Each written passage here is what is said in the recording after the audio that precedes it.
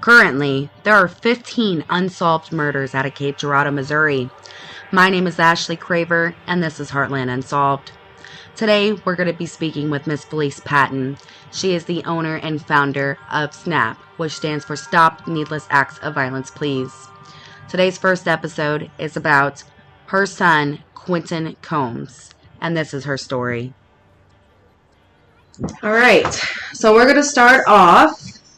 Go ahead and describe to me the day in November of 2015. Okay. It was a Saturday, November 15, 2015.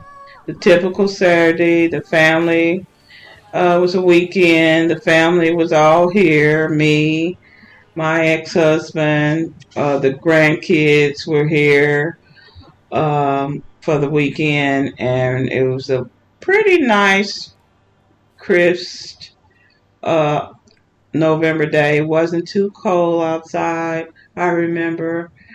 And my son, Quinton, who we will be referring to, came to visit. I remember that day when he came to visit. And the kids were here. His little boy was here, Karan. He was 2 at the time. And my oldest granddaughter was here, Kiara. And he was wanting to take the kids to the park. And I had a laugh because the baby didn't want to go with him. Karan, he asked him, let's go to the park. And Karan like, no. He kept on trying to persuade Karan to go with it, and he kept, nah. And I was happened to be in my bedroom, and I was laughing. At Karan, and he was like, nah, I don't think I want to go with you. And so finally, Kiara, his little cousin, his older cousin, she says, come on, Karan, don't you want to go to the park with us? And he like, nah. Then his dad said, I got some candy. He's bribing him now. And finally, Karan said, okay. He agreed to go with him. So I felt really good that day. It was a good day. They left probably about 1:30, 2 o'clock in the afternoon, and went to the park over at Rainy Park, and then they were gone a good little while. Probably got back about 5 p.m. or something like that. It was a typical day. Quinton hung out with us here at the house. We were just hanging out, watching TV, and laying around, lazy Saturday. And about 11, he got ready to leave. And my spirit told me, asked him to stay. And I'll never get over that part. It says, ask him to stay. He's been here, it's 11 o'clock at night. And I didn't. I was in my bedroom again, and I didn't say anything. And that time passed, and he left. And the next thing I know, at 2 o'clock in the morning, I got a knock on the door telling me that Quinton had been shot. Oh. Okay. I am Felice Patton.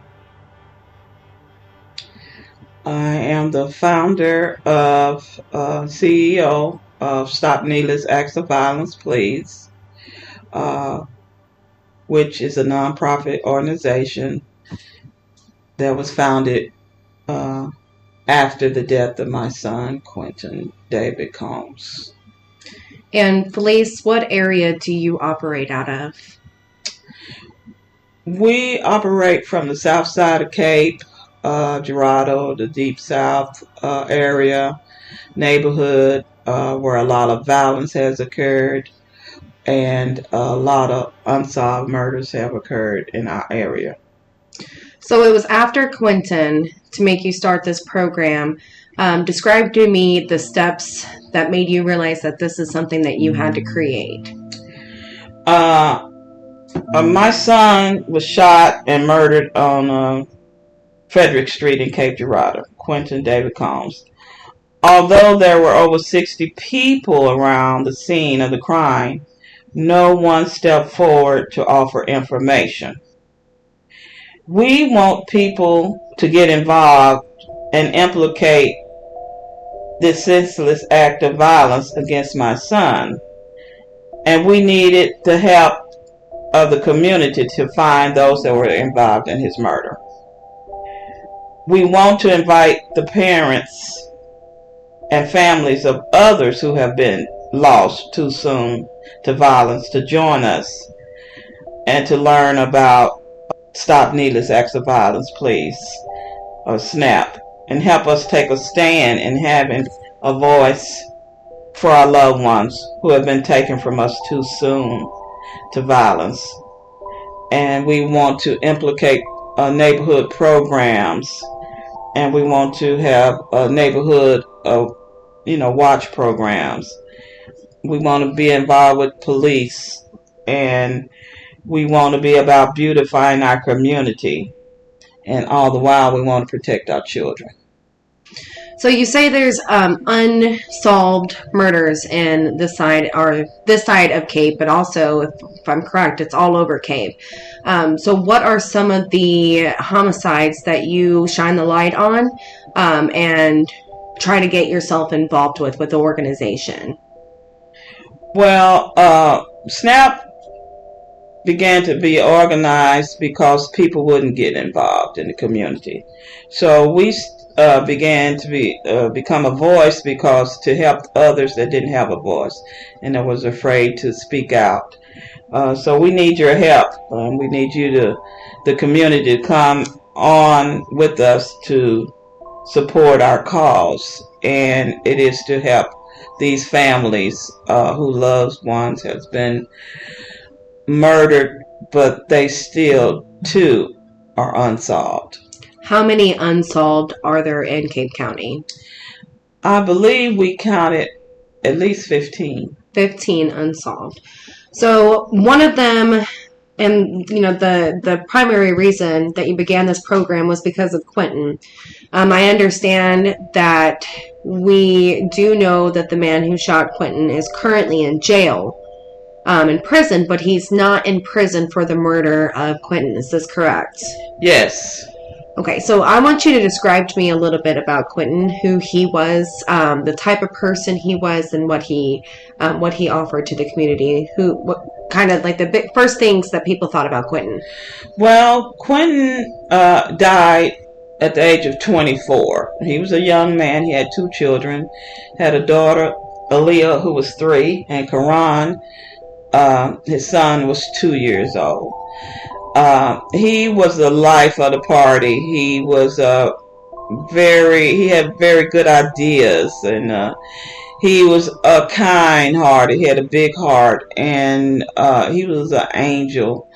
Quinton was the type of kid who would say, "Mom, you look good today," or he would say, "Mom, thank you for that meal.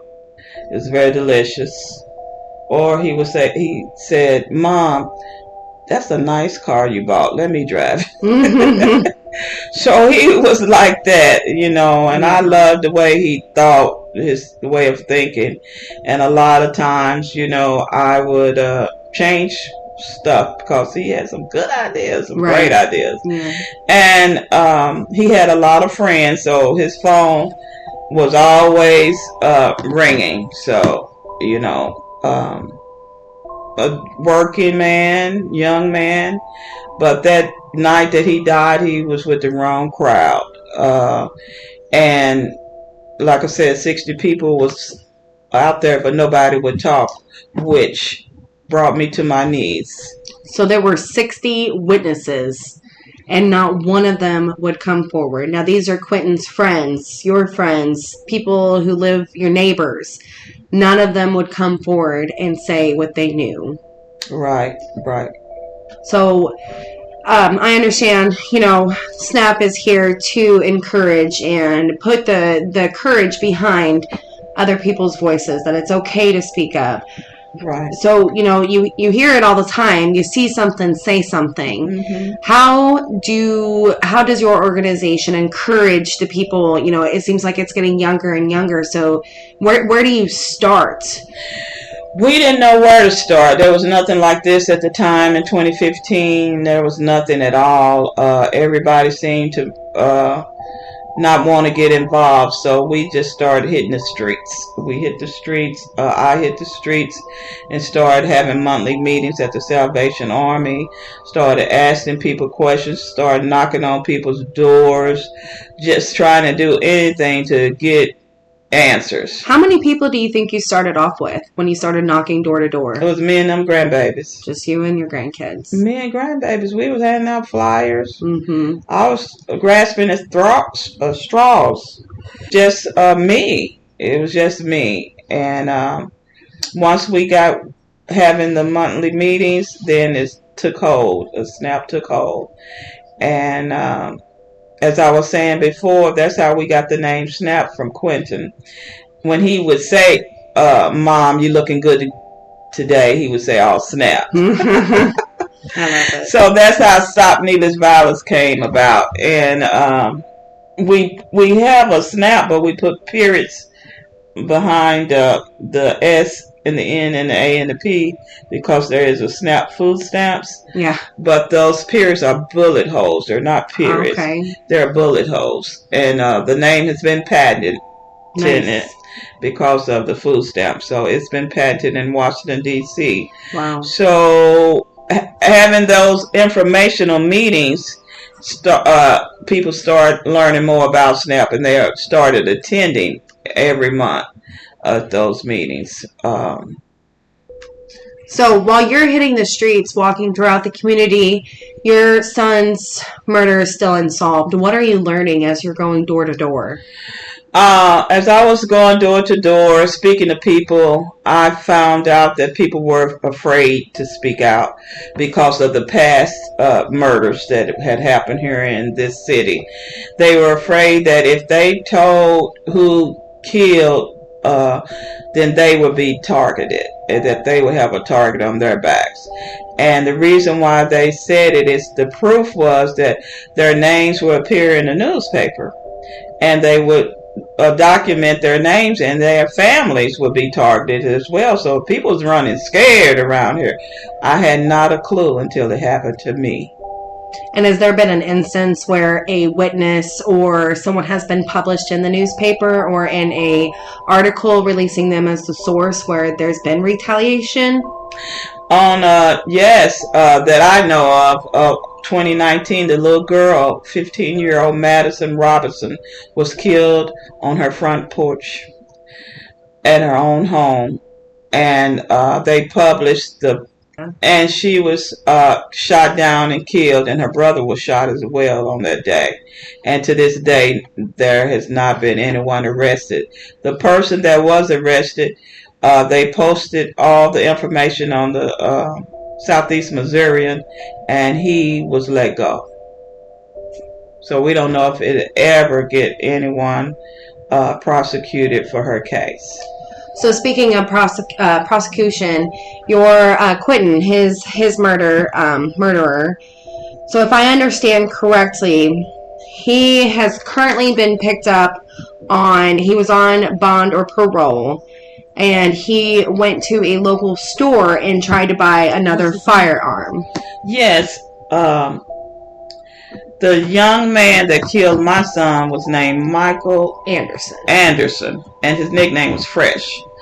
Michael Anderson got picked up on a technicality because he was on parole, and he went out to one of the local academy store to buy a firearm, and the ATF is the one that got him arrested and put behind bars, and I am so thankful for the ATF.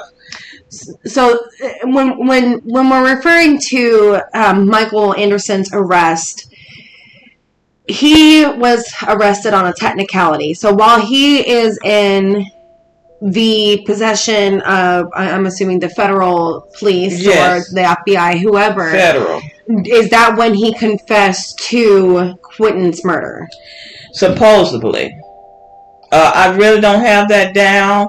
I just know that they said, yeah, he said he did it, but he's in prison right now, something different. But I was just happy, my family was happy that he's in jail right now for 10 years. So 10 years. Yes. Now, Michael Anderson was arrested in what year? 2.5 years. Almost 3. Yeah, it was like 2.5 years. 18. It wasn't 16.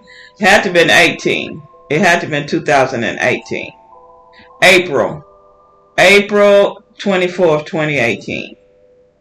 And I tell you about that day. We were brought into the police station with the ATF and the local chief, Blair, and the police, and Quinn's dad, myself, were present around the table when they told us they had arrested Michael Fresh Anderson, and that he was going to get this time, and he had to do 80% of the time because it was federal.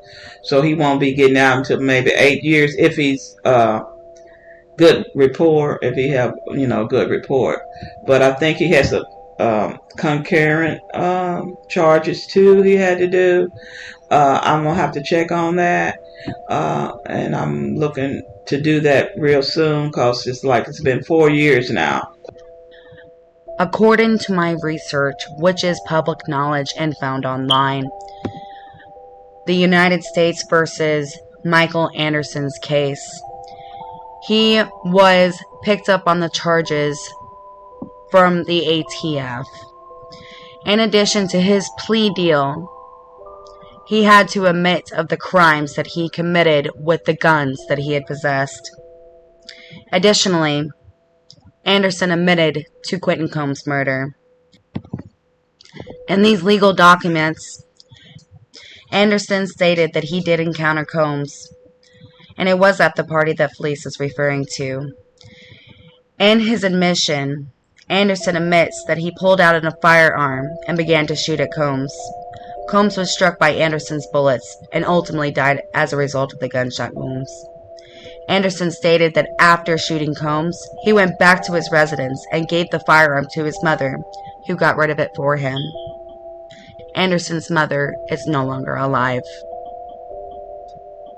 The time is coming quickly. Yeah. For Michael Anderson's release. How does that make you feel? The potential of seeing him, not knowing who he is, over a decade of time, he's going to change. Yeah. How does that make you feel knowing that he's going to be back walking the streets? Well, I got a son, Quinton's older brother, Willie, who is, knows who he is, but we are all concerned. But that day, the same day that he got put in jail, my grandson was born, Zalik, on April the 24th, 2018. And God just gave us happiness on that day, all the way around. He gave us a blessing of a grandchild, and then the blessing of him going to prison for 10 years. 10 years to me is better than no years. Exactly. And so we accept it's a pretty optimistic way to look at it. Yeah. He is spending 10 years for a life. Yeah. And those unrelated charges, and it almost feels like, and it sounds like the murder charge is just kind of swept underneath the rug. Right. So I want you to tell me your experience with our department, the department here locally, the experience that you had in Quinton's murder. So the day you found out, how did the investigation go? Was there, what was the procedure for that? For me, as a mother who loved her son, and I wasn't getting the right answers, so I hit the street, as I said before, and I start having the monthly meetings, and then I start attending city council meetings. So I wanted to know what were y'all doing, what the police is doing. I need help from city council. I need support. I need a murderer taken off the street. So I went to the city council for answers and to the police for answers. What the police did from 2016 up until now, they instituted anonymous tip line that the community could use. And where can the community use this anonymous tip line? Where is that found? Online and via text message. Is that correct? Yeah. They can use this anonymous tip line to, if you see something, if you're afraid, your name won't come up, your phone number won't come up, and you can leave a tip to help the police in these cases of murder or violent crimes or anything that looks suspicious. You can call it in. So, and then just going back to the day where you had to originally, work with the police on finding out who killed Quinton and why. The day that you went to the police station after finding out, because I understand it wasn't the police that came to you. Mm-hmm. You were the one that went to the police. Mm-hmm. Is this correct? That's correct. Okay, tell me that experience, how you got there. Well, that day when Quinton died, after we left the hospital, and I knew for sure, because I didn't even believe he was dead till I saw him. I was praying the whole time. Being that type of a mom, I didn't know whether he was dead or not. I didn't believe when they told me he was dead until I saw him. Mm-hmm. And so we was at the hospital for many, many hours. After leaving the hospital, my ex and I went to the police station.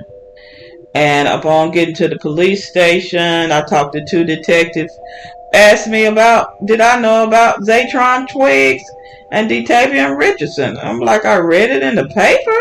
And who are they? Two young men that had been killed in 2014 on Middle Street here in Cape Girardeau. So additional murders that took place. Were they concerned that this was all related or maybe the same person? No, they were just asking me, did I know about it? And I'm like, no, I read in the paper. I figured that they had been tried. The murderer had been tried and prosecuted, and I didn't think no more of it. And that wasn't the case, was that it? Wasn't the case, and they were letting me know right then and there. Well, that's the way it goes here in Cape.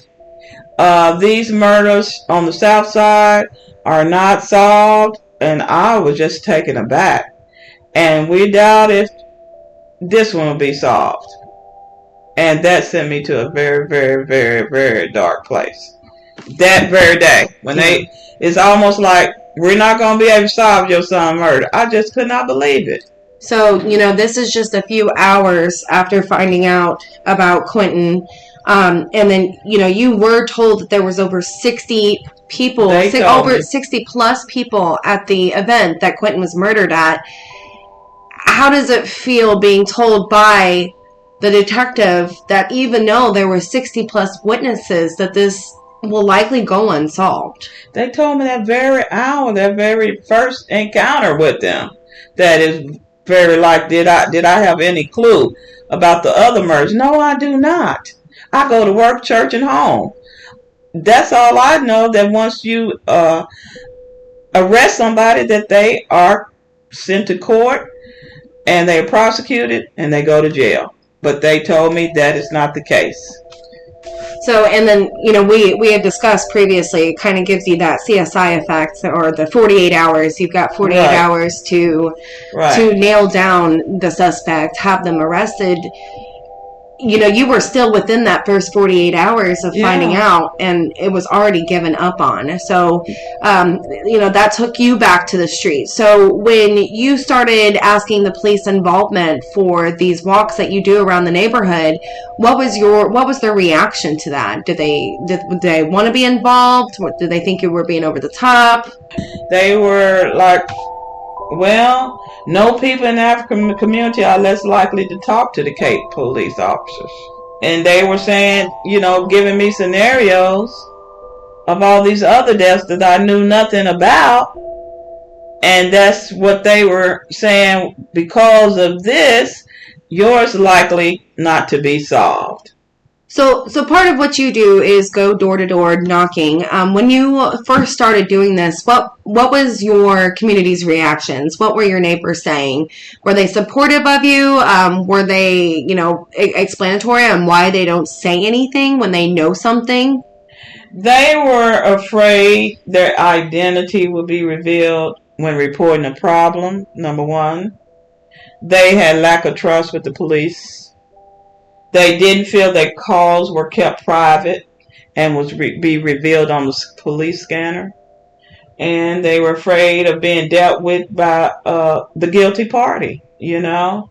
They felt the information they would give would not be confidential and no protection from the police department. And then they was afraid they'd be labeled a snitch or by their friends or family. So, and then you kind of created a purpose with, you know, it's a very tragic outcome, and incident overall. It's a tragic situation to be in, but with this, you've developed a purpose. So tell me a little bit about what the purpose is of what you're doing, you know, the idea and the vision you have out of Stop Needless Acts of Violence, please. Our vision was for a community that values people, all people, respect all people, and safe for all people. That's our vision. You've started this. It's been what? It's been 7 years? Yeah, 7 About years 7 now. years. What are some of the highlights that SNAP has brought the community? When I say the vision is, you know, respect, safety, and togetherness, that's called unity. We had to unite together. It can't be one cape. It can't be only on the west side and the north side, but not on the south side and not on the east side. It has to be a united community that values all of us. And we have to work together. So that's what we start calling on unity and bringing everybody to the forefront and to recognize that we are divided. So we have to come together. So the people of SNAP, the members or the people who volunteer, they're in all walks of life. They live in all throughout the area, not just Southside Cape. So with that, you know, there is a diversity of SNAP. So describe a little bit about what the culture is, what kind of events that you guys do, and how the community can get involved, how they can, you know, extend a hand and help, and who is the right person to be, the right type of person to be involved with SNAP. So SNAP came about with all the people uniting together for a common cause of life. A lot of lives have been lost here. A lot of people didn't realize that many lives have been lost. A lot of people realized that there was a lot of unsolved murders even back in 2016, and they come together for a common good of our community to make a difference and make a change in Cape Girardeau and to start communicating with the police department. So if someone wanted to volunteer, where can they go to learn more information about volunteer needs, and what they can do to help? Well, SNAP has been around since 2016. We have worked in the community feverishly to get people to work with police stations and other agencies to understand what's going on with the unsolved murders, to make our community, beautify our community, and to unite our community together. So as far as SNAP, we are working from home right now, but we want to get a building. We're not housed in a building because we lost that during the pandemic.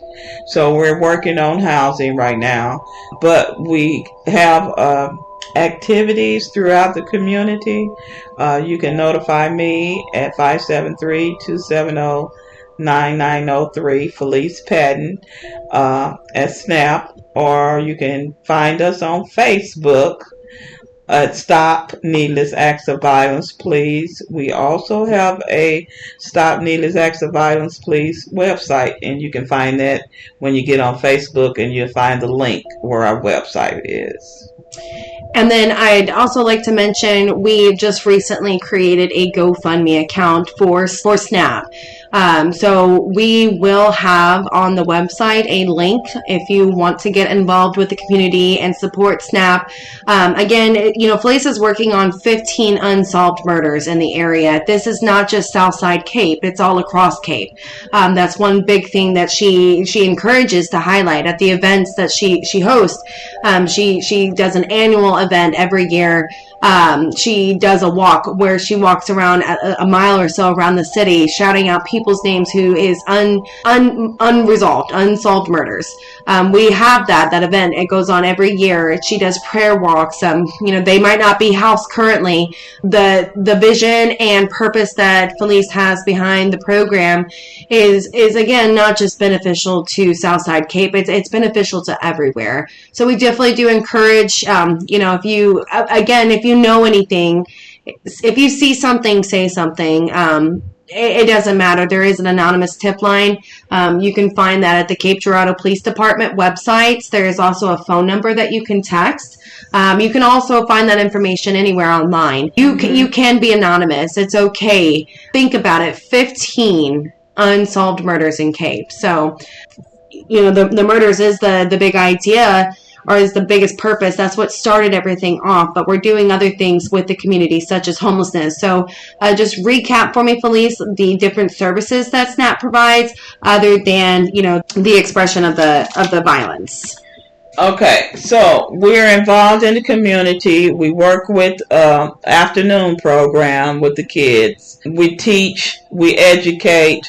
We're working with early childhood programs. We're working with grief counseling. We're working with all kinds of vacation Bible school. We're having block parties for the kids. Just everything that you would need in a community that's safe for our children. To give children that afternoon when they get out of school, give them a sense of pride and a sense of hope, and working with families in need who we're trying to do this to make a difference. We have a Unity Tea that was started so that everybody was invited to come to our Unity Tea so they could learn more about SNAP and understand about the school system and what we're doing, the purpose-built community, and what we're trying to do to help the children that have been traumatized by this gun violence, because they were taking it to school and they were needing social workers in the school, and they were traumatized, and nobody was paying attention to the children. And we brought that to light. We see that the children our voices are being heard. As for the homelessness, we encountered homeless people. We encountered people who didn't have any hope, people who didn't have any lights, people who didn't have any water in their homes. Whole families. Along the way, as we were looking for murderers, we found all this other people in our society that were hurting. Again, that was Miss Felice Patton with SNAP, which stands for Stop Needless Acts of Violence, Please. If you have any information about Quinton Combs' murder, despite his murderer being in jail, he is not in jail for his murder. If you know anything, please speak up. You can leave an anonymous tip. You can do that on the Cape Girardeau website. You can text it. You can email it. You can remain completely anonymous. Again, my name is Ashley Craver, and this is Heartland Unsolved.